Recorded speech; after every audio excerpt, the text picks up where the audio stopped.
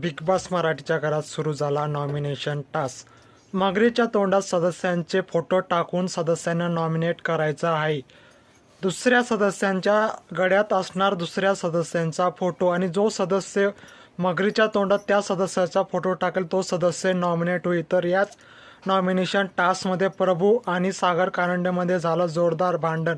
कारण सागर कारंडे यांना प्रभूने असं म्हटलं की मी काही तर गोट्या खेळायला आलो नाही, कारण प्रभूचा फोटो हा सागर कारंडे यांच्याकडं न होता, परंतु सागर कारंडे यांचा फोटो प्रभूकडं असल्यामुळे आणि प्रभूने हा फोटो मगरीच्या तोंडात टाकल्यामुळे प्रभू आणि सागर कारंडेमध्ये झालं जोरदार भांडण।